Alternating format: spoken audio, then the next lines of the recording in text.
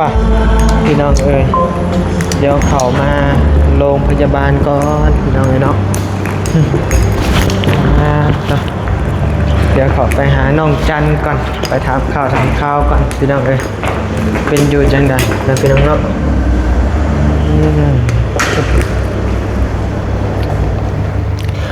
ถ้าบรรยากาศมาแต่แจกเครื่องแจกของเดี๋ยวพี่น้องเด้อกะ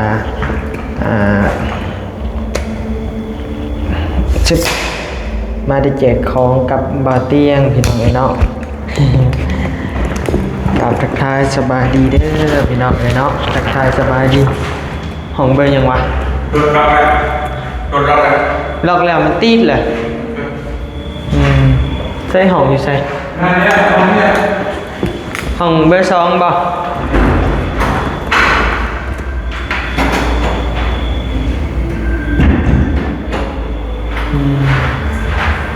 ห้องเดียว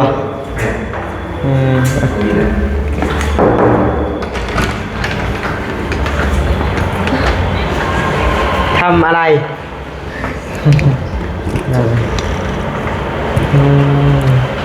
ทำอะไรอยู่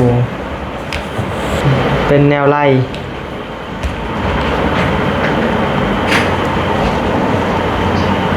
ใครเนี่ยล่ะบ่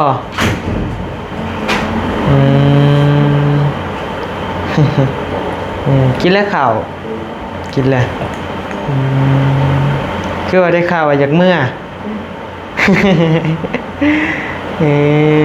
เป็นยุทธให้ใส่ให้แล้วบ่หรือว่ายังใส่อยู่ยังใส่อยู่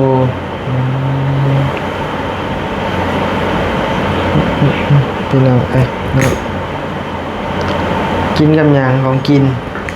หมูหยองกับกระเปียกพี่น้องเนาะกระเปียกข้าวสวัสดียังใส่เสื้อแดงตัวเก่าอยู่ที่แข่งมาจากโต4-5 โตได้สักได้เปลี่ยนอยู่บอกกินยังกินข้าวกับยังอันนี้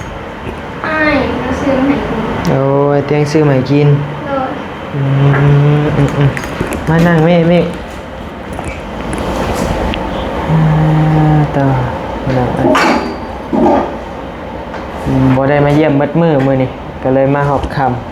ำใช่ผู้ว่าบ่นะฮะโอ้ยไพ่จ้ะหหมู่กันผู้หญิงหรือผู้ชายนะผู้ชายเอาน้องจันเปิดโตแฟนพี่น้องเลยแฟนบ่หรือไพ่แม่คนคุยโอ้เราเครียดได้เนาะเราเบิ่งคลิปเครียดเราไม่ได้เบิ่งแล้วเราพังอยู่ฮะว่าดีๆได้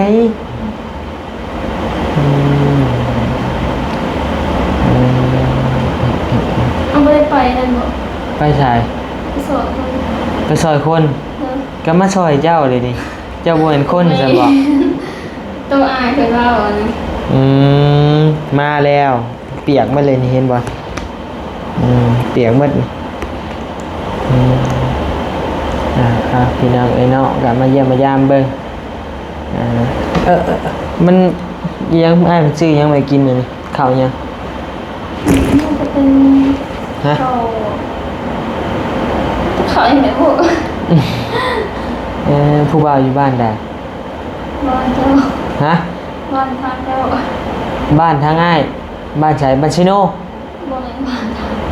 ฮะทางบ้านเจ้าโคกน้อยทางบ้านโคกน้อยอ้ายบ่อยู่โคกน้อยอ้ายอยู่ชิโน่ผู้บ่าวบ้านโคกบ่โอ้บ้านโคกปลาวายฮะบ่โอ้ยคือมาได้ผู้บ่าวไกลเท่ล่ะลมได้จักเดือนจักปีแหละบ่เดินดอกฮะ2-3 เดือนหักลายแพงแห้งบ่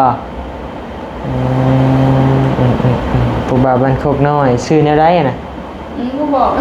บอกนี้กระเทินได้ขันมีแหละได้แม่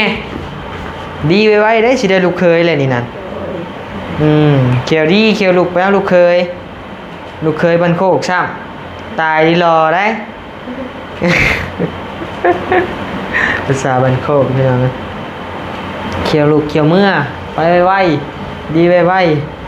ไปเอาลูกเคยคือบ้านคือเมืองเพิ่นแน่ใช้มีหยังนี่แช่ในตู้เย็นนี่โอ้เสียเงินแม่นบ่นี่ โดน กินแล้วเสียเงินแม่นบ่ โ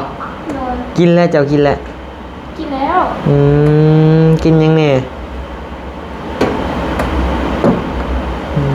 เจ้ากินหยังแน่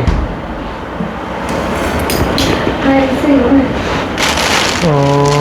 เพียงอันนี้ ขนมแล้วก็นม บ่ได้กินในนี้บ่เอานมนี่คือบ่แช่ไว้ในนี้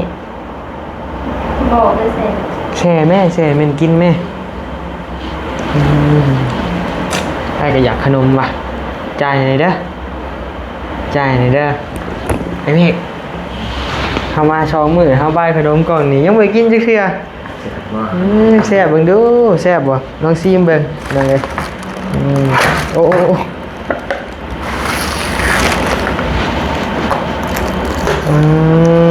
อย่างเลกินเบิ่งอะไรแม่กินเบิ่ง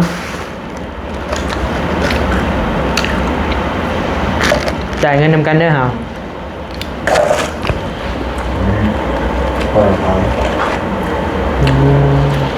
เสียเงินนำกันบาทหาร3เฮาบาท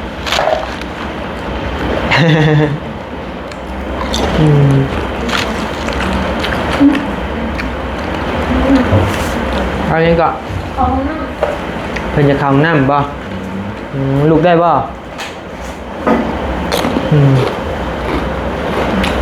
เอาเบิ่งเพิ่นก่อนพี่น้อง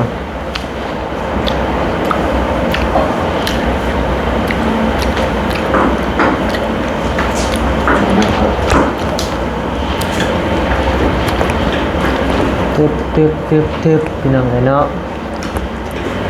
ม่วนอยู่บ่อยู่โรงพยาบาลนี่เนาะโดยเข้าห้องน้ำข้างในสะดวกอยู่บ่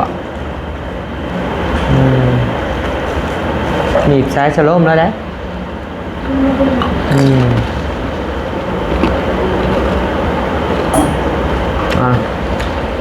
ให้เพิ่นเข้าห้องน้ำข้างในกันพี่น้อง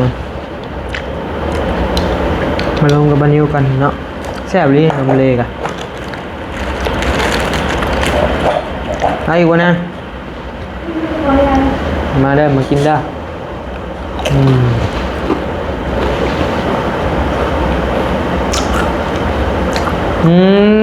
ใส่โลชั่นน้องม่วงอีกได้เพิ่นบัดนี้แหละสวยๆสิงามเนาะผู้บ่าวบ้านโคกสิลงแล้วบัดนี้ท่วงไปหมดได้พี่น้องบ่มีแนวเว้า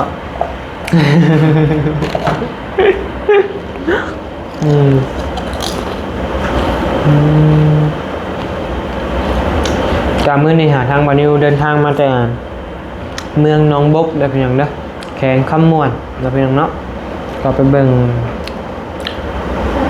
ลาดลาวได้พี่น้องเนาะเบิ่งลาดลาว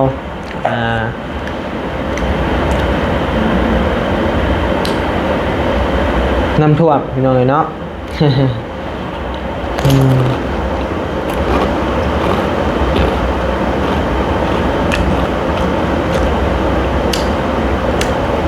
ไปมันจะทานเข้าน้ำในก่อนนะพี่น้องเนาะ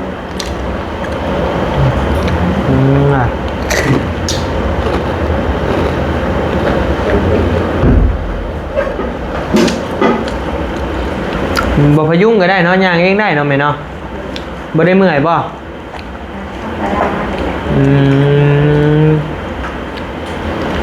ก็ง่ายแพ้อักเสบซื่อหน้าเนาะเบิ่งคักละมันแห้งแล้วบ่แม่มันแห้งลงอยู่บ่นอนอีกเด้อจัก10มื้อ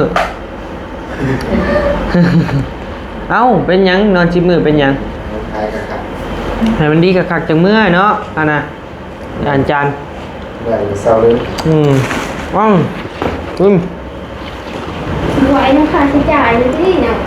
ไหวชิบมื้อเท่าไรเพิ่นเสียเมื่อวานมีเสียเงินบอก2 มื้อหันเมื่อ2 ล้านกับ600,000เป็นยังไงบัดนี้ดีใจหรือเสียใจ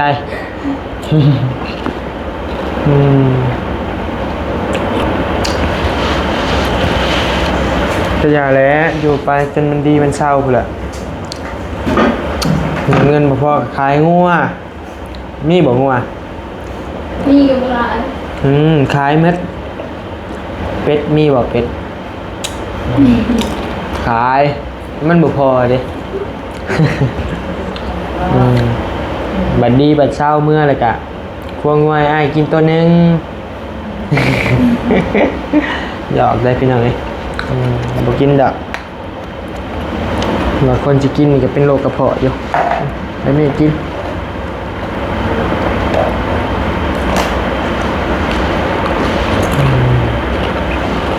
จู่ๆเด้อ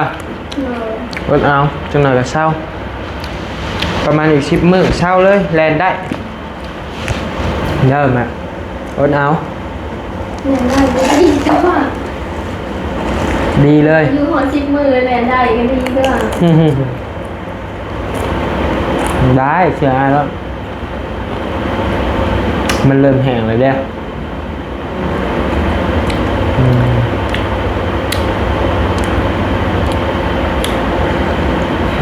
เริ่มอยากน้ำอีกแล้วบาด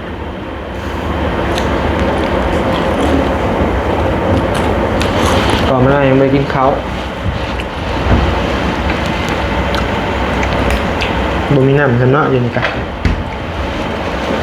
จะมีหยังอยากแช่รถในตู้เย็นนี่เพิ่นให้แช่ข้าวเช่าเลยเด้ไปหามเฮาไปขาย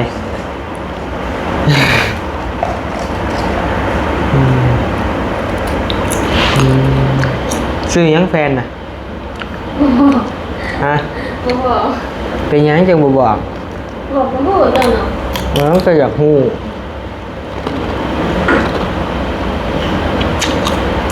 บ่ฮู้บ่อยากฮู้สิถามบ่เนาะแม่เนาะเอาอยู่บ่ลูกเคยบ้านโคกอ่ะเอาอยู่บ่ยายฮะ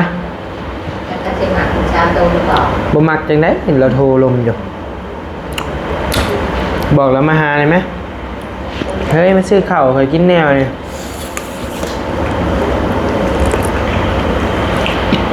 ซื้อในได้ก่อนซื้อในได้ก่อน ใช่ปะ บอก บอก โอ้ยไอ้หูแล้วมาตั้มแม่นบ่มาตั้มหรือมาแต้มมาตั้มขาเมียระวังได้ลงกับต่อมสัก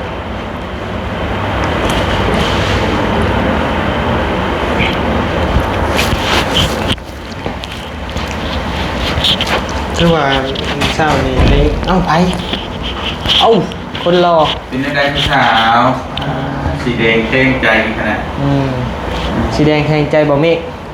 บ่แม่นเลยเนาะ เดี๋ยวเตะตัวคุยกันดีสิบบาท ในวิดีโอคอลกับครูบ่าวแล้วอยู่ครับ อย่ามาท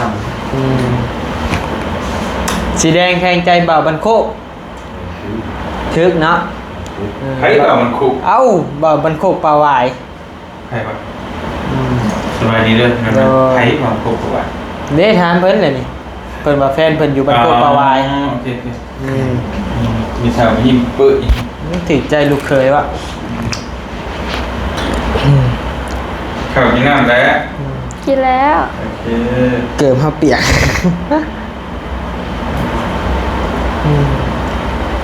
ได้ยังกินแรง ได้ไปเหลือกินแรง เขาไอซื้อมาให้ ข่าวไอ้เตียงซื้อมาใหา ตัววิ่งนี่ โดย เล่มจิตตุย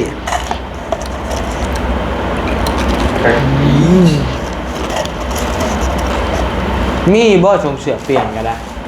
นี่อยู่ หรือว่ามืดล่ะ แบบใบพาไปซื้อแดง อ้ายแล้วพาไปชื่อ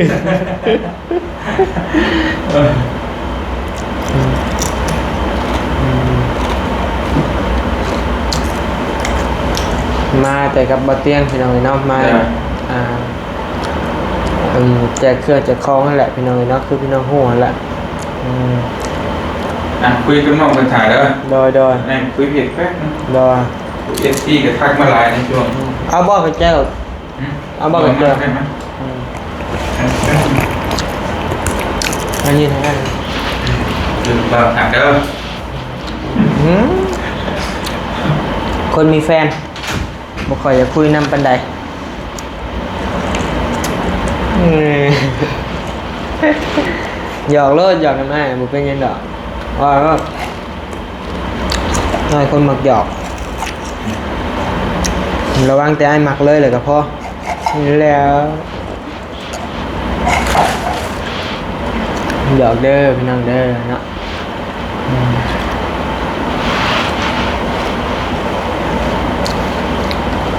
มักสเปคเนี่ยใดจันบอก บ่มีสเปค บอกว่าแล้วสมมุติ บ่ ว่า มี สมมุติว่าแต่งได้เรื่องมักแบบใดมักประมาณใดเอาว่าเรื่องความสูงกับต่ำเนาะมักตัวใดอ่ะ หมักสูง มักสูง ดอก อืมอ้วนกับจอยแล้วตัวใด เอาพอดีบ่เจอลายบัวลาย คืออันนี้จอยลายบ่จอยลาย แม่นมีเขาไอ้ลายเด้อ อืมกินลายอยากกินลายอยู่มันกินบ่มันบ่ได้ทำไมแม่นะ เออ ไปดิอืมเรื่องชมพรมเด้ประมาณใด อะไรก็ได้หมด โบแมนตี้ประมาณนี้ แล้วอย่างนี้ แบบมันโคตรตีพี่กาย เสียใหญ่จัดการ อะไรก็ได้ชมพรมเนาะ เดิน หัวล้านปันดวงอาทิตย์ก็ได้เนาะได้บ่นั่นนะอยู่ที่ใจติ แม่อยู่ที่ใจ ได้ความผิวสีผิวได้ค่ะประมาณอ้ายนี่ผ่านบ่ผ่านอยู่ติ เลย ได้อยู่สับนี้ยังรออยู่พี่น้อง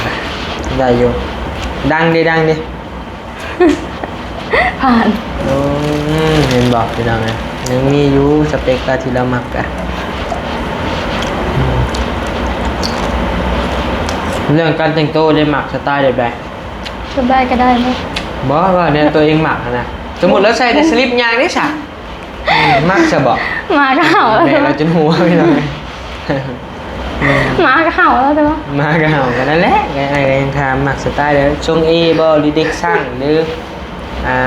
เสาหายเจ้าหน้าหรือแบบแต่งรู้อยู่แพงจะได้ไหม ธรรมดา ธรรมดาเนี่ยได้ดีธรรมดา